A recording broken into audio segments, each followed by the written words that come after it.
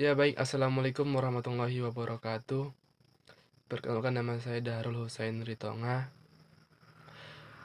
NIM 2340500002, Prodi Manajemen Keuangan Syariah semester 4.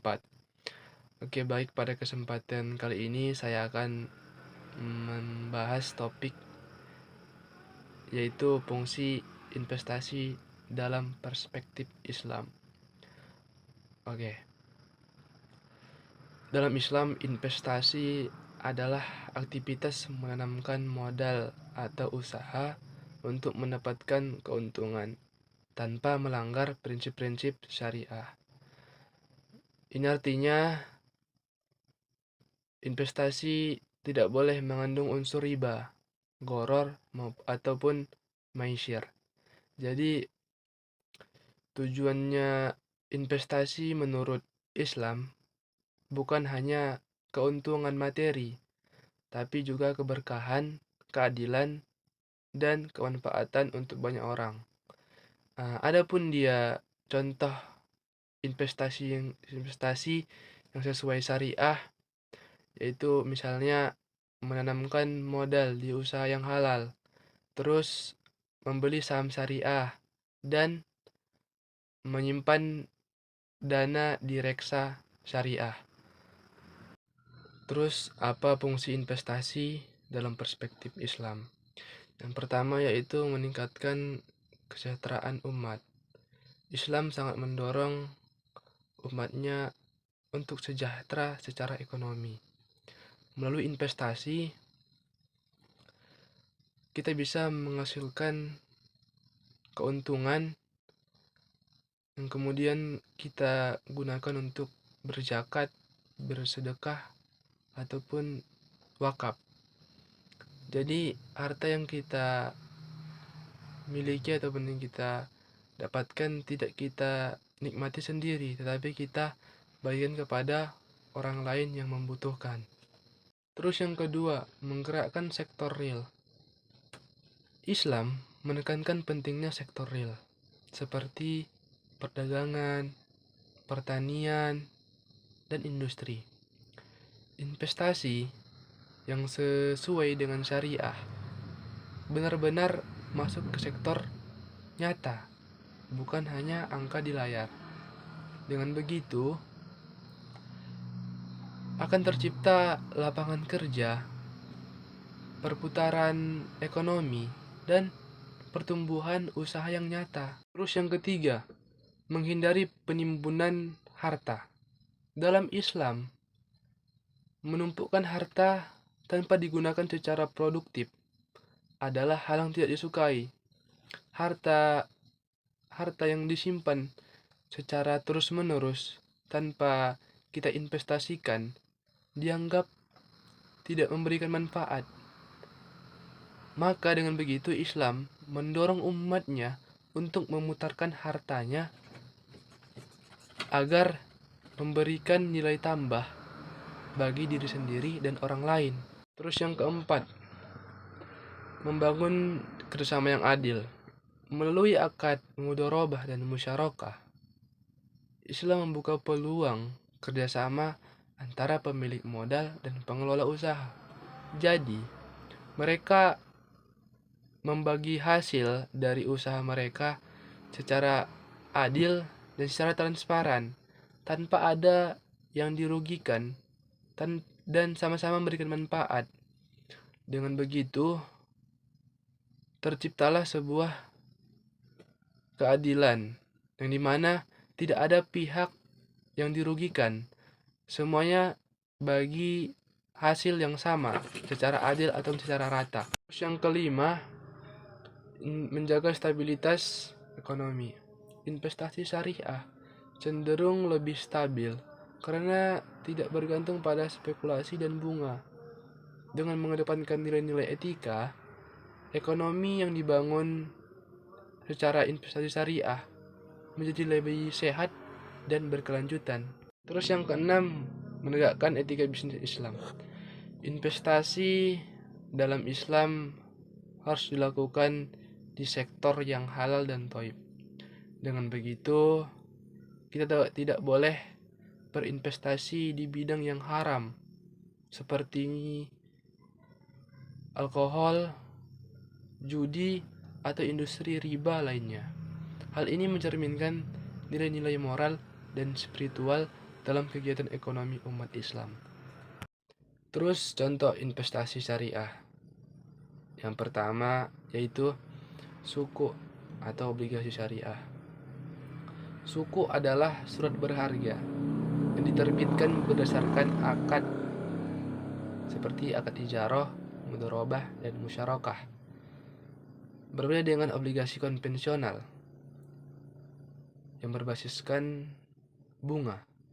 Suku memberikan imbalan hasil dari hasil usaha atau aset yang dibiayai. Yang kedua, saham syariah. Saham dari perusahaan operasionalnya sesuai dengan prinsip syariah, yaitu bebas dari riba, alkohol, judi, ataupun di sektor yang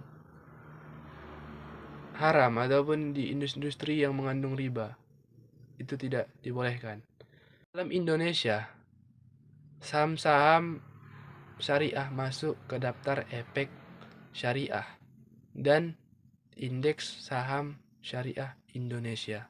Yang ketiga, reksadana syariah. Dana investasi yang dikelola oleh manajer investasi ditempatkan pada instrumen-instrumen syariah.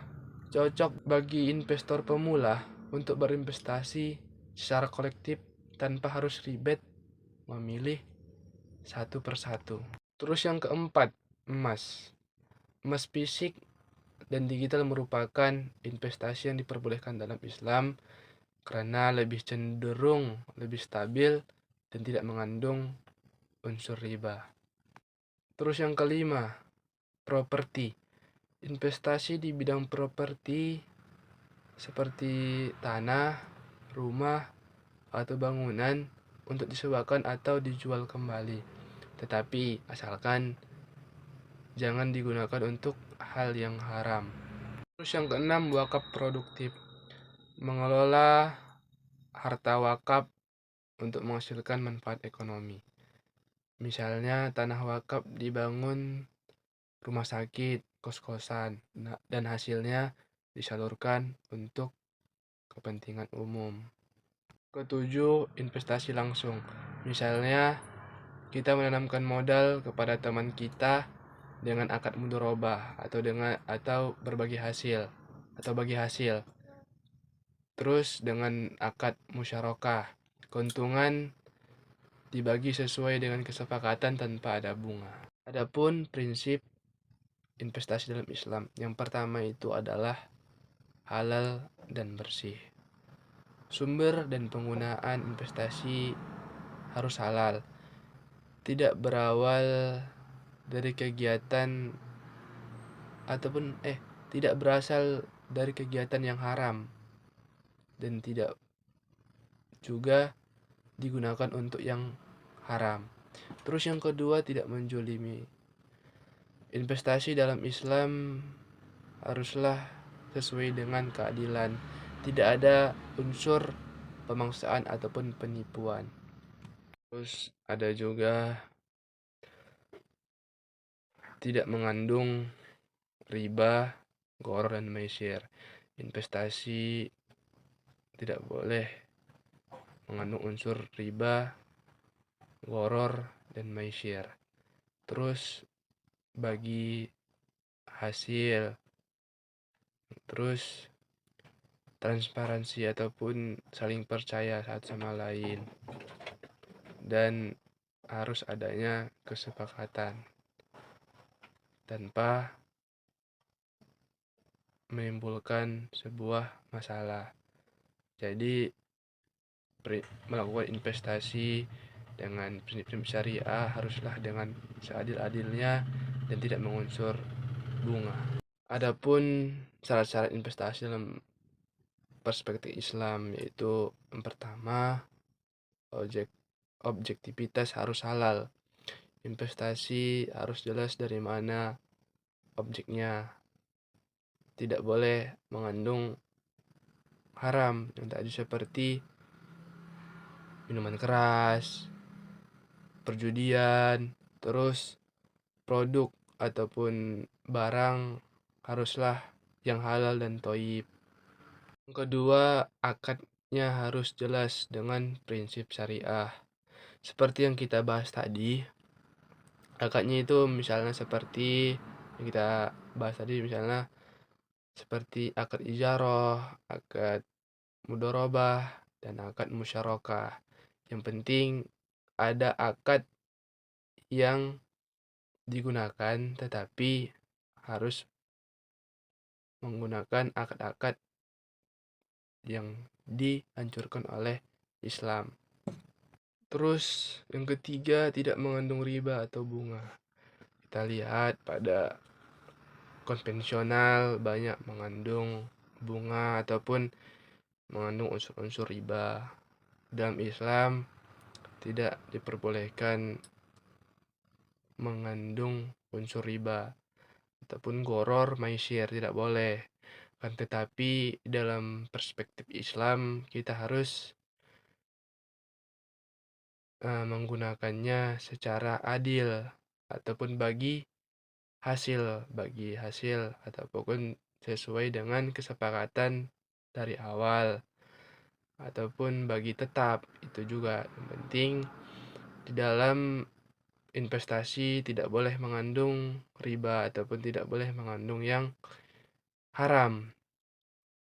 Terus adapun yang ke seterusnya yaitu tidak mengandung maisir dan tidak apa ya memiliki nilai ibadah yang jelas, memiliki tujuan ibadah yang jelas, terus memiliki transparansi dan kejujuran yang baik, dan intinya di perspektif Islam ini yaitu harus menggunakan prinsip-prinsip syariah, karena kita tidak hanya menguntungkan diri sendiri, tapi kita harus juga memberikan manfaat kepada orang lain ataupun memberikan nilai tambah lah bagi orang lain juga. Jadi kalau kita mempunyai uang, setidaknya kita investasikan, jangan kita timbunkan, jangan kita timbun harta kita. Itu tidak baik, karena apa gunanya harta kita timbun tapi tidak bermanfaat bagi orang lain. Jadi kesimpulannya yang saya bahas tadi adalah yang saya bahas tadi, apa fungsi investasi dalam perspektif Islam, yaitu kesimpulannya kita bukan hanya mengambil keuntungan pribadi, tetapi kita juga saling berbagi, saling memberikan manfaat kepada orang lain. Kita tidak menguntungkan diri sendiri, kita tidak menimbun harta, dan kita harus saling kerjasama, harus memiliki transparansi dan kejujuran. Kita tidak boleh berinvestasi mengandung unsur-unsur riba, ataupun kita jika hendak berinvestasi di sektor yang baiklah hendaknya, dan produk yang kita investasikan atau yang kita apakan haruslah halal dan thayyib, dan kita harus saling jujur, dan kita tidak boleh bersikap penipuan ataupun menjolimi orang, tidak boleh menjolimi orang, karena itu tidak baik, karena kita berinvestasi menggunakan prinsip-prinsip syariah. Jadi sekian yang bisa saya sampaikan. Wassalamualaikum warahmatullahi wabarakatuh.